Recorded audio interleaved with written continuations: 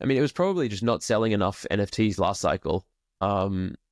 Yeah, like I don't have too many sort of regrets. I think that you just have to accept the past, and like they're all lessons, and every decision in the past led me to where I am today. And I'm happy with where I am today. So if I made different decisions, maybe I'd be in a worse place. So it's hard to tell. But one of the biggest lessons was realizing that I was way too allocated to NFTs, and I wasn't diversified enough and had too much risk. So I've just learned from then, and now I try and have a bit more balanced portfolio and take more profits. Okay. So I guess like for last cycle, maybe the majority of your portfolio is NFT. Yes, definitely. Perhaps. Yeah, it was like 99%. Oh, 99%. It was a lot, yeah. Not even 90%. Yeah. At a certain point, it was all NFTs. Okay, got it. Welcome to the Day One Global. GM, listeners of Day One Global podcast. This is Ruby and Star here. Today, we have a very special guest on this episode. I have been following his Twitter and really enjoyed reading his articles since 2021. Mm-hmm. Now he is a very famous crypto investor and trader, and he is also an excellent creator with 400K followers on Twitter. So welcome, Zeneca, and really thank you for accepting my invitation. Thank you so much for having me and inviting me to be here. I'm happy to be here. Yeah, our first question, and I was also very curious. I know you have been a professional poker player for 15 years. So can you introduce a little bit more of your background? What attracts you to the poker and what attracts you to the crypto space? Yeah, definitely. So I played poker professionally from 2005 to 2021. Basically straight from high school, I went straight to poker, and then from there to crypto. I always love games. I love the challenge of poker, the different skills required, the math and statistics and the psychology. And that turns out to be a lot of the same things required to trade crypto and be an investor in this space. And so I had some friends that were in crypto, and they told me about it when I was a poker player. And eventually I looked into it, and yeah, I fell in love. And so I jumped over into crypto, and in 2021, I've been full-time in this space and I haven't looked back. Yeah, I still remember the first articles caught my attention was the introductions of NFT space, IPs. And there's a very famous article called Infinite Regret. This is about NFT trading. I still remember these days. Yeah, no, that was definitely one of my more popular pieces of writing. It was about 2 and a bit years ago I put it out now. But yeah, it seems to have helped some people, which I'm happy about. So could you share like the similarities and differences between poker and crypto trading? Yeah, so a lot of it is just dealing with risk and managing your bankroll. There aren't too many jobs or things where you go and put a lot of time into it, and you can make or lose a lot of money. Most people go to work and they work for a while and they make money.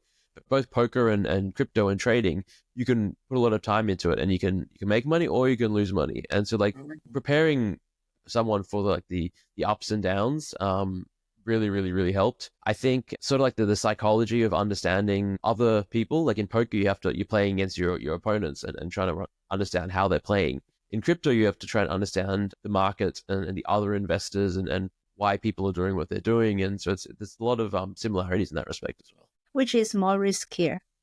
Which is crypto. I would say crypto is much higher risk. It's different, but poker is, I would say you have more influence on the results, whereas crypto, Trump can go and say something and the entire market could change. Just like you never know what's going to happen in crypto. Whereas in poker, you can understand like the cards and you have a bit more control over it. Mm-hmm. I assume that if now you go back to playing poker will be a little bit boring for you. Crypto is more fun. Yeah, crypto is more fun. I did it for so long that I don't really miss poker that much. I'll play sometimes with friends just for fun, but it's not something I do regularly anymore. Okay, cool. So crypto is a huge game for everyone now. Yeah, definitely. Very big game. As a player, now I think you gain some unfair advantage or edge in crypto. What is that, if you can, summarize it? Yeah, I think it definitely gives me an advantage over people who didn't play poker. And there's a reason a lot of poker players went from poker into crypto. Just sort of like the mindset of dealing with probabilities and risk and managing all of that. I've just had so much, like 15 years of experience doing it. So most people don't have that background and that ability to sort of like think in terms of odds and probabilities and statistics and risk management and all that kind of stuff. So that's definitely probably the biggest advantage I've got for poker. So how did you design your strategy when you enter crypto? I assume you had some saving from previous career, then you will want to, gain more in crypto and of course have fun meanwhile. So how did you design your strategy according to your ability, according to your edge? Yeah, it's one of those things that kind of evolved and changed over time. So I didn't come in with a specific strategy and say, hey, I'm going to do this. It was more about, like in 2021, trying to understand where the opportunities were in the space. And back then, it was all NFTs were the biggest opportunities. Like experimenting and trade a lot. Yeah, definitely. So it was just sort of like seeing what was getting attention at the time. And then, NFTs kind of faded away a little bit. And then like meme coins got attention, and then AI agents and other things. And so just always kind of like keeping an eye out for what the next trend is, was basically, and still is, like my strategy for trading. It's kind of identifying trends and getting relatively early into them. Mm-hmm. So basically more about trading the attentions here is your strategy. Mm-hmm. I have read a lot of your articles, Substack. Yeah. I'm curious, you have gone through many cycles like DeFi, NFT, meme coins, AI agents. Which part attracts you most to this crypto space? It changes, but to me, I think DeFi is the most interesting still to me. Like I love NFTs. I think they're fascinating and game-changing technology, but DeFi is something that everyone can kind of use, and it can improve the lives of people. It's just a better financial system than the existing one. And I think that is really, really appealing to me. So yeah, DeFi is to me still the most exciting part of crypto, or definitely one of the most exciting parts. So when you enter crypto, I guess maybe you will have a certain financial goal in the space. So do you consider yourself as having made it already? Yes, I would. Definitely. I got very lucky when I was first getting into crypto, whatever goals or thoughts I had. Yeah, I surpassed those goals. So now I have to set new goals and focus on new different things. But yeah, I've been very lucky over the last few years. Wow. Congratulations. Yeah. Thank you. Yeah, we'll talk about your new goal. Yeah, definitely. So I also read your articles recently, went very viral on Twitter, that you made 8 figures last cycle, then, round trip. Yeah. So now I guess in this cycle, you've improved a lot, or you remember that lesson. Yeah, definitely. Yeah. Could you share more about that? Yeah, I think a lot of people round trip a little bit. Like every time, it's like in crypto, it's something that most people end up doing. You kind of have to learn the hard way. Obviously, it was extreme, the amount for me, but I learned from it. I was able to take some profits, and this time around, it's just focusing on taking a little more profits and focusing on making better decisions this time than last time. And I think that's all we can all hope for, is just trying to do better each cycle and each time around. Yeah. So now, since you have improved in selling, what are the tactics or discipline you taught yourself to take action to implement this cycle? Yeah, I mean, some are like anytime that you take a screenshot, you should sell some of your position. One is that whenever you do sell, send some of the money to like a cold wallet, a hardware wallet, so it's harder to access, or just take it out of crypto as well and send it to your bank account. I think that helps a lot. For me, it's a lot about like scaling out. So whenever if let's say you own a token and it like pumps or hits a new all-time high or is going up a lot, anytime that happens, like take like 10%, 15% off, just so that eventually things it'll turn around and it'll crash. So you're not trying to like time the top or get all or nothing. You're taking some money out as it's going up. And just sort of scaling out of your positions. I think that's been really helpful. So every time there's a all-time high of the price, or there's like the euphoria feelings of others taking screenshot of the profit making, you should sell some. Yes, I think those are pretty good rules. Yeah. Okay, that's a very good strategy to remember. Yeah, I think there's a lot of signals to mark the all-time high. Yeah, the screenshot is some signal. Definitely. Yeah.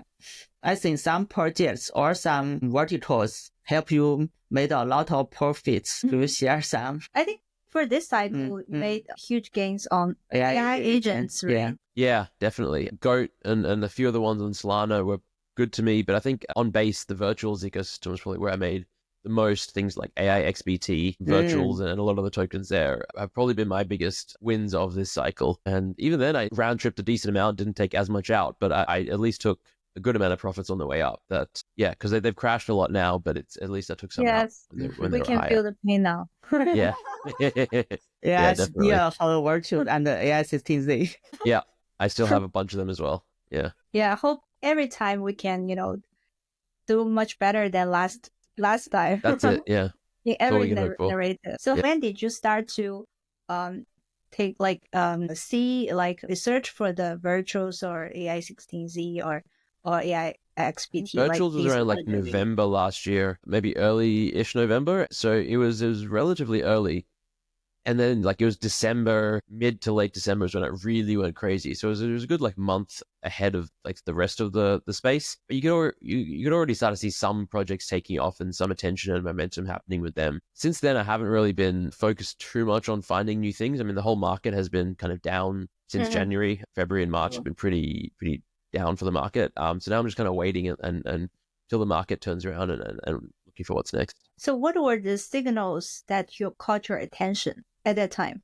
For example, like virtuals or AIXBT. Yeah, so I think for virtuals, there had already been AI agents on Solana getting a lot of attention, and you'd already seen like Goat, AI16Z, and like dozens of others really take off. And then if you looked at where like the money was flowing from one blockchain to another, there was a lot of money flowing from Solana over to Base, and virtuals especially was getting a lot of attention. And so that to me made me think that maybe sometime soon Base will have like a moment or a season and take off.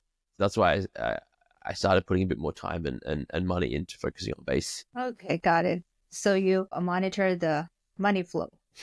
Yeah. Money flow and attention. Like more people seem to be talking about it on Twitter, and it just seemed to be getting a little more attention as well as money flows. So those things I think are pretty good indicators of where things might take off next. So in this cycle, like all the attentions seem to be on the meme coins or AI agents. So what's your take on NFT now? What will be next for NFTs? Yeah, I mean, I think NFTs will have a moment as well. Like we're starting to see in the last week or two, there's been a few collections, Good Vibes Club and Sam Spratt, the masks, they've been doing pretty well.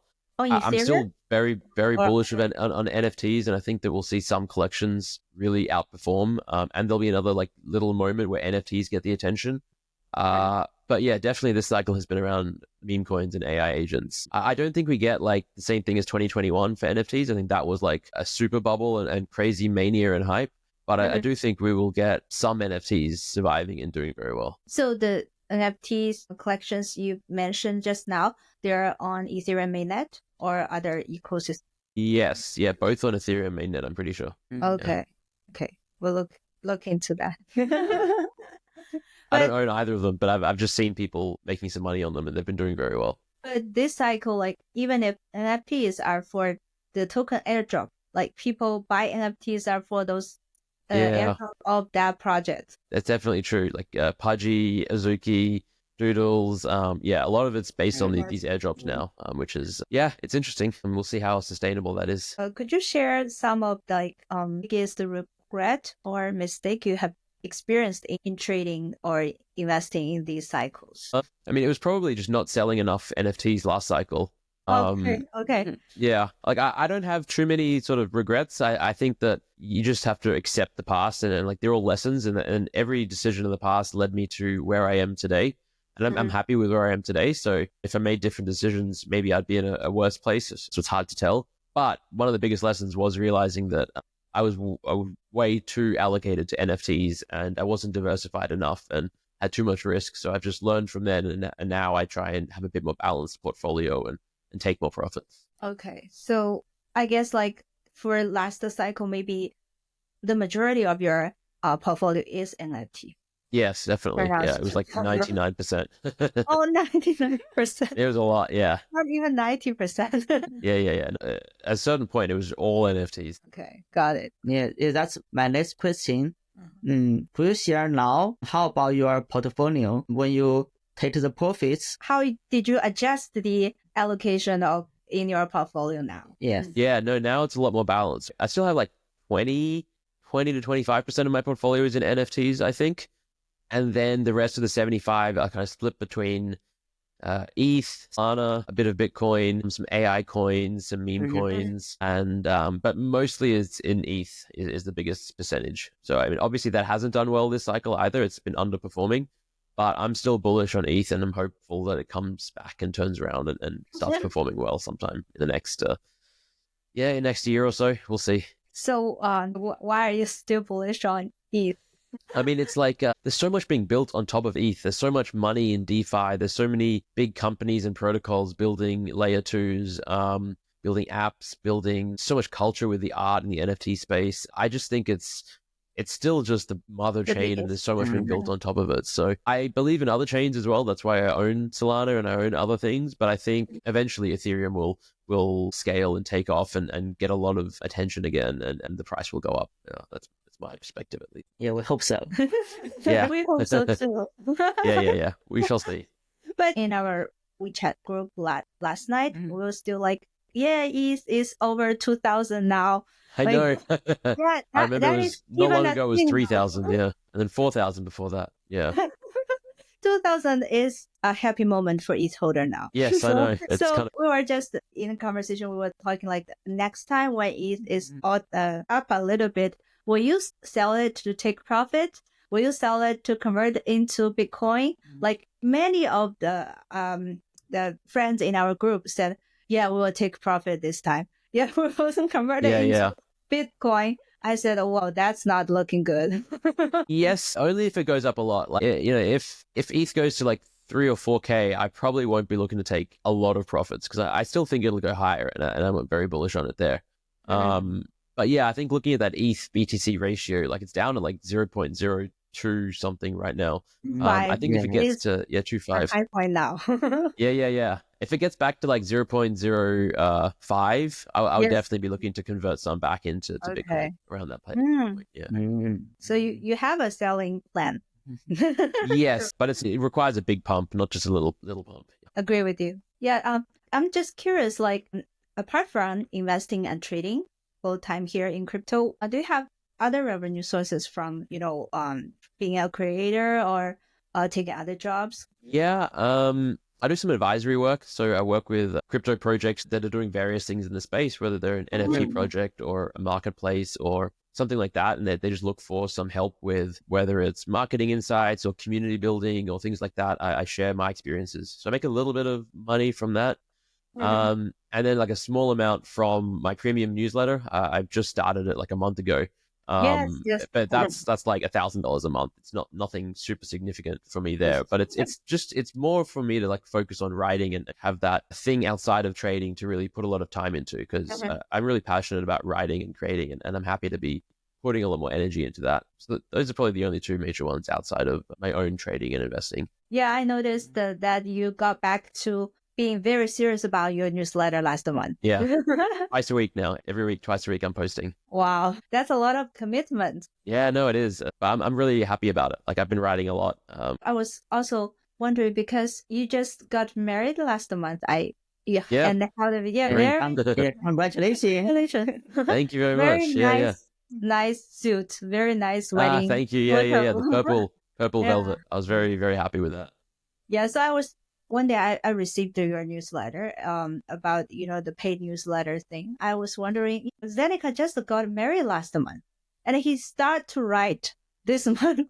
Yes. So why did you want to start a paid newsletter when you were, in this time, or you just were so passionate about writing? Yes. I mean, it was like after the wedding, we took a week and we went for like a little mini honeymoon. We went to the beach and just like fully disconnected. Like I didn't check Twitter, Discord, Telegram. I didn't check the prices of anything. So I was fully just away from everything crypto.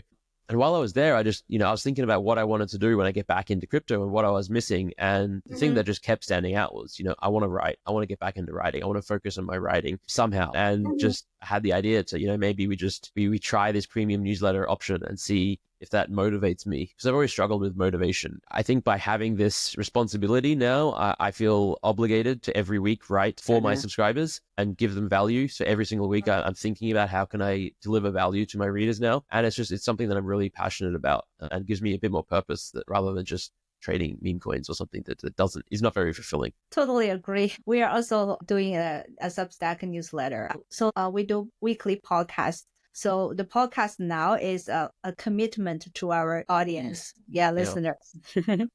Definitely it's great to have that. The responsibility here. Yeah. This question is for me. Yeah, as a content creator, I'm with very great passion when I create some content like Twitter, newsletter, and podcast. But I feel a lot of pressure when I do trading. Yeah, sometimes I can't sleep. Yeah. Yeah. It is not for us. Yeah. But for Zeneca, yeah, I say you can do the two things very well. Oh, yeah. Yeah. How can you balance that? These are two different directions. Yeah. I don't know. It's just the two things that I absolutely love and I've always been writing and I've always been a lover of writing and content. And so like that's one of my passions. And then I think the background in poker has really helped with trading and that side of things. But it's a struggle sometimes. It's hard to be creating lots of good content and being like fully deep into trading and vice versa. So yeah, sometimes it's a challenge, but it's constantly trying to work and balance both of them. Yeah. So I think maybe you concentrate one thing at a time. Like yes. Full-time trading or full-time writing. I'm definitely, I'm more that way. I'm like very all or nothing. So like since I've been back, I haven't been doing much trading, honestly. I've just been focusing on the writing, and I mean, the market has been bad, so there's not been much desire to trade, but yeah, I pick one thing to focus on at a time. And sometimes I can go back and forth. So I'll do some trading one day and then writing the next and then trading and writing.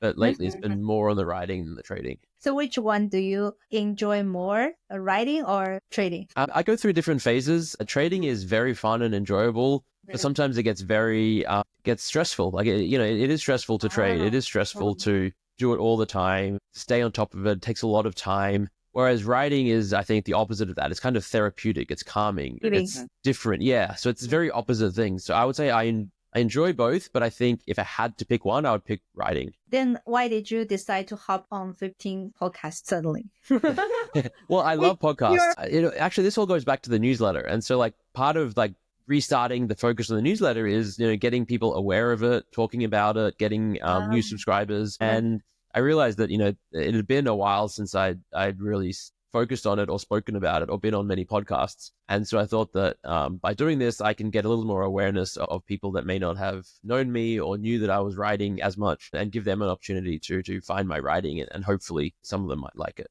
Okay. So you enjoy podcasts as much as you enjoy writing? I'd say writing still more, but I do enjoy podcasts. I love talking about crypto and everything related to it.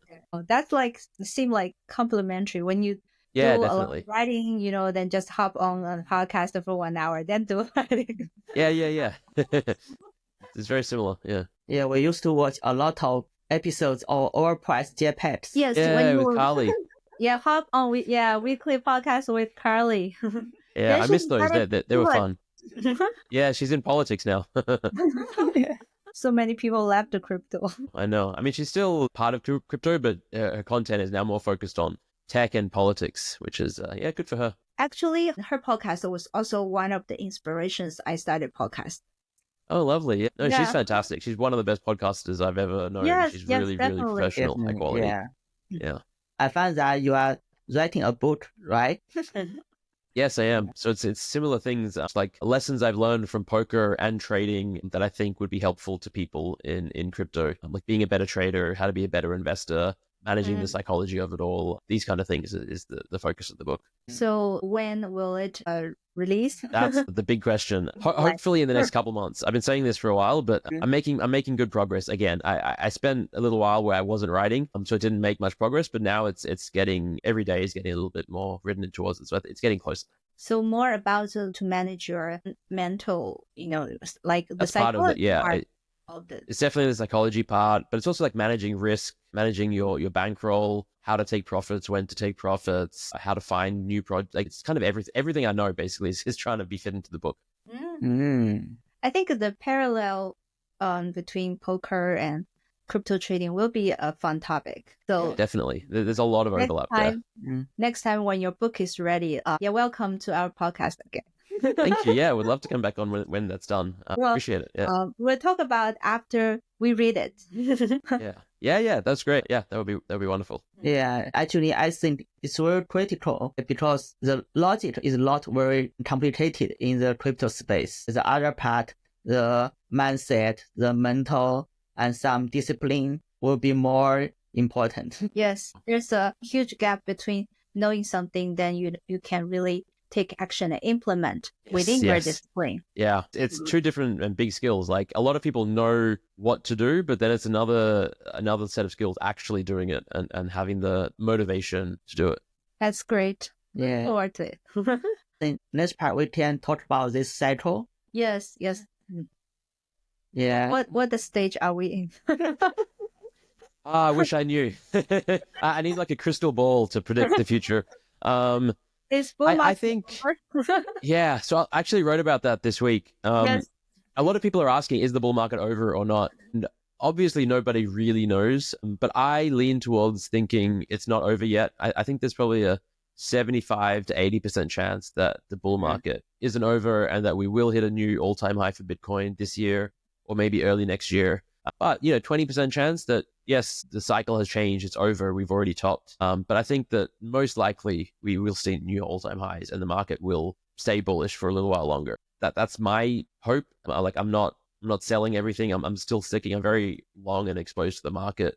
Hopefully it continues, but I could be wrong and the bear market could already have started. It's so hard to know when you're in the middle of it. Yeah. But like the way you frame it is very I think is very good for us as a reference. Like you would say 20% over 80%, maybe there's a bull market, then you can act accordingly in your positions. Yeah. I mean, the thing is, if no one knows for sure. So if someone's saying like 100% it's over or 100% it's still on, I never trust them because you can never be certain of these things. You have to try and put reasonable percentage chances on them. If you asked me like 3-4 months ago, I would say like 90-95% chance that the bull market will continue and it's not over. But as time goes on and things change and you get new information, you have to kind of update your opinion and your views on it all. And so now I'm a little less bullish than I was a few months ago, but I'm still bullish. Okay. So will we still have 4-year cycle in the future according to your opinion? I don't think so. I think eventually the 4-year cycle has to stop. Like maybe it'll keep going for another cycle, but eventually it has to stop. Whether or not that's this time around or next cycle, I don't know. But I think that we just can't keep the 4-year cycle forever. It's too predictable. And if it were that way, then everyone would just sell every 4 years and then buy at the bottom. It's just like, I don't think we can continue that. But again, I don't know if it's this time around that it changes or next time. But we'll probably get a point where it's like, it's bullish for like 5 years in a row. Maybe we get like a 5-year-long bear market at some point. It's going to change at some point, but I don't know when. That's the big question. The good thing is maybe it's better for builders if it's a more stable, not so volatile environment. Yeah. I think it is. As any sort of asset gets bigger and bigger and bigger, the variance goes down. And so in the early days, you would have drops of 40, 50, 70% in the price of Bitcoin. And then as time goes on, the pumps are less, but also the drops are less. So now you don't see it go up as much, but I think it'll also not go down as much. And that's really good for builders and market health because people can build a business around the stability of it all and not have to worry that, oh my God, it's going to be a bear market. We're going to lose all our revenue or customers or people are going to disappear. I think it's a good thing that we will hopefully drop the whole cyclical nature and it will just be a little more regular and steady. So look into the future, what trends do you want to see in crypto? Or what verticals or paradigms are you paying attention to? Yeah, I think one trend that's really positive at the moment is like the stablecoin flows and like the number of stablecoins that are being created and used within the ecosystem. Even though the market has been going down for the last couple of months, the number of stablecoin and the stablecoin usage has been going up. And that means that people are using crypto as a payment rail. So that people are actually using crypto to send money to people on the other side of the world or to do business with people. And to me, that's one of the best use cases of crypto. It's better than all the traditional methods of sending money to someone on the other side of the world. And it's faster and it's cheaper. And so I think that's a really promising development. Beyond that, I just want to see some just actual practical apps and use cases, things that everyday users want to use because it just makes their lives better. And again, that's why I think stablecoins are so exciting because it's just an improvement over the existing systems. So yeah, hopefully we just see more use cases as time goes on. Mm-hmm. And for example, as DT, we've watched an documentary about Tether. They say that 70% of the adoption of stablecoin is for payment outside crypto. It's actually the goal. It's super interesting. Yes, it's very promising. For AI agent or any other verticals? Yeah, I mean, I think AI agents, I'm super excited about AI in general. So like AI is to me the biggest technology in the world right now. And I think blockchain and crypto is probably the second biggest or up there. And so I think the intersection of both AI and crypto, we will see some really exciting things continue to happen. I don't know if that's the existing agents or new agents or some other thing entirely, but I do think that AI and crypto is the one place I'm still focusing on the most. Would you use some AI tools in your life? Or what are the tools you use most frequently in writing, content creating? I don't actually use much AI in writing at all. I've tried it. I've tried to use AI to help write or edit or anything like that, but I always find that it makes things a little too fake or artificial or soulless. For me, I really like using it to brainstorm. So if I'm like researching a project and ideas for things to write about, I'll ask AI and it will usually give me some good ideas for about, hey, maybe you should write about this or et cetera, et cetera. It's really good for brainstorming for me. So that's how I mostly use AI. I've just this last week started to like try doing some coding with AI just to see how I can go with it. But it's mostly just for fun, just dabbling and experimenting. Do you envision yourself using AI for trading? Like AI agent help you make trading decision? Can you do that? I think so. I think eventually everyone will. I think eventually it'll be too difficult not to use AI because everyone else will be using AI and then you'd be at a disadvantage by not using it. Right now, I don't really use AI for trading, but occasionally I'll use a bot or something that is basically some form of AI. But yeah, as time goes on, I think we'll all be using AI a bit more for trading. Yeah, it's a little bit hard to imagine, especially for pro traders, because like for me, I think I maybe can trust AI to, trade a little amount because I'm not a very good trader.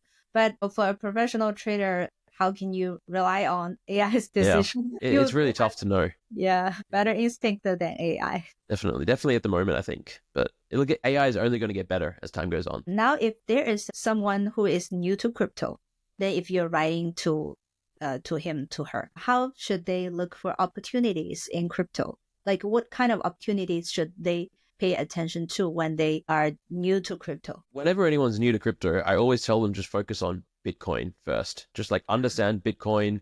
It's the safest, it's the most secure, it's the least risky, and there's a lot to learn about Bitcoin in the first place. And so too often people get into crypto and then they're immediately looking for like, how can I get rich quick? How can I find 100x return, 10x return? And that's how people end up losing money, getting wrecked. They buy some random rug meme coin, this, that, or the other. So I think by starting with Bitcoin, it gives people a very solid base to work from. And then they can do their own research and find other areas to find opportunities. And my general advice there is to just follow your natural curiosities. So if you're very into gaming, then look into the gaming section. If DeFi appeals to you, you find that interesting, then really look into DeFi and find opportunities there. Crypto is so large now that there are so many different areas that everyone should be able to find something that they're either already interested in or become interested in. And so I always recommend following your own interests and then finding opportunities there, because there are opportunities everywhere. In every sector of crypto, there are opportunities. And it's best to find things that you're excited about. No, you can't get it all. You have to accept that you're going to miss a lot of it. Yeah. So what is your new goal now in crypto? Within crypto, I mean, my only goals are really around my newsletter and my book and just writing and just improving the quality of my writing and the frequency of it. And in terms of like trading and investing in those goals, it is to do better than I've done in the past. And so just to make better decisions, to learn from my mistakes, to hopefully make some better investments, take some more profits, and just keep improving. That's all I really want. Seems like now the self-improvement is your real inner motivation. Yeah. I think it's a good thing for everyone to be constantly trying to self-improve.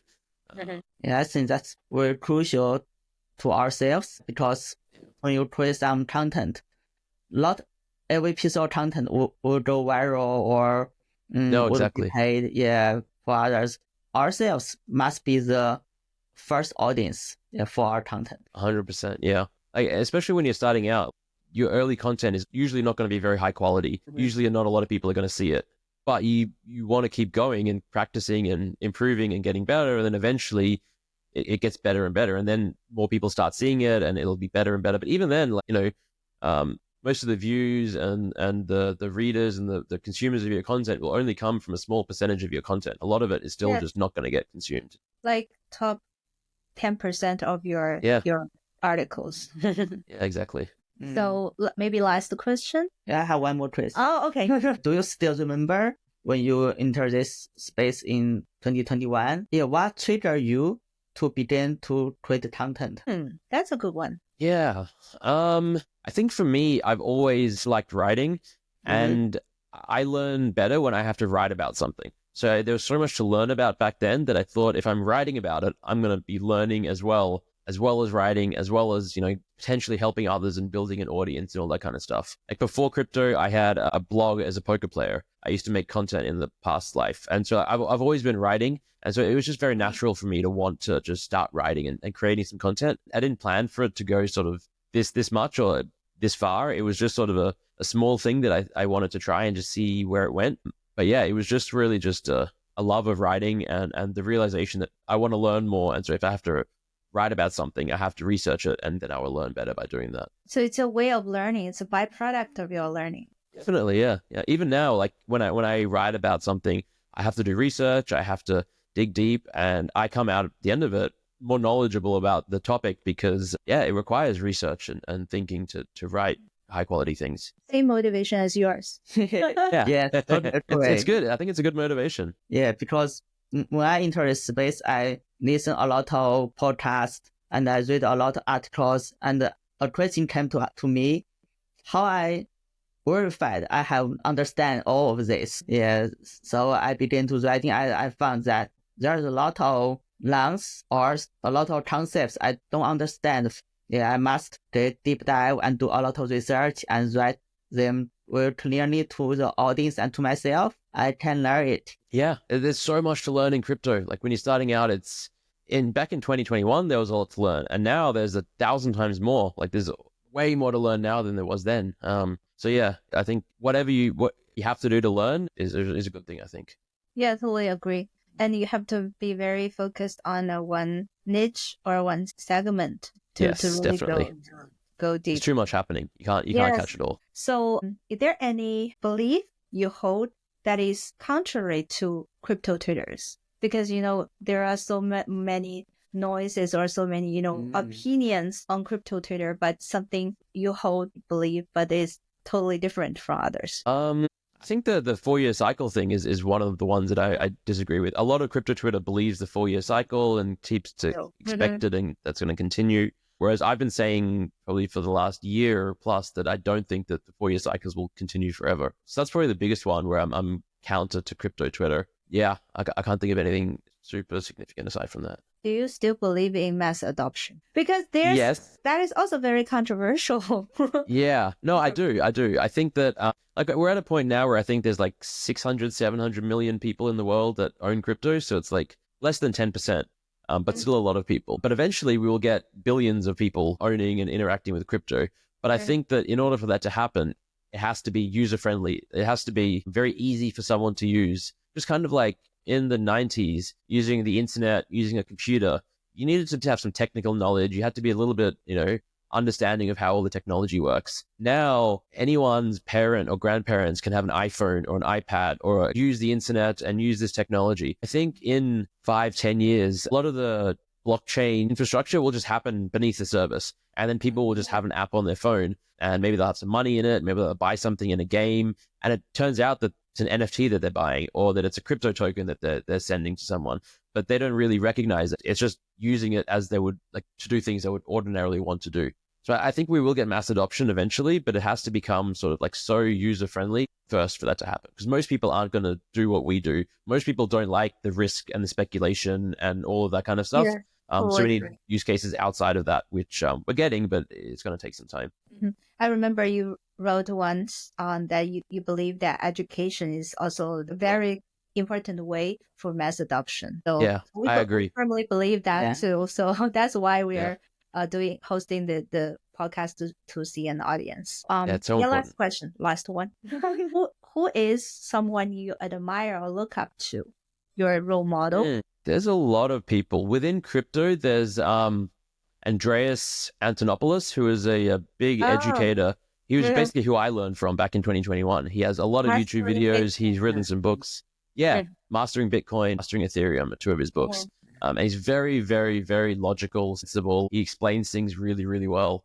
So he was a big inspiration and someone that I've always looked up to in the space and within crypto. That will be my first example. Then trying to think about anyone outside of crypto. I get a lot of motivation and inspiration from a lot of like the Stoic philosophers from, thousands of years ago. Because I'm a big fan of Stoicism. So I'll read books from them and that, like, I look up to a lot of those people, even though they're not alive now. But I think that I get a lot of inspiration from the way that people used to think about life and motivation and all these kind of things, courage and wisdom.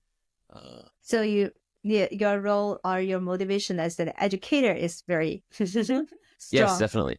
Yeah. I'm Absolutely. very passionate about education. So we really look forward to your New book. Yes, me too. As the educator, you can No, I hope to talk more have it about the book and done in the next few months. Yeah. next podcast. Well, we're looking forward to it.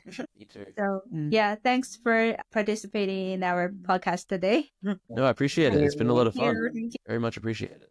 Thank you so much. So enjoy your day. Enjoy your day. You as well. Bye, Zeneca. Bye. Thank you. Bye. Bye-bye.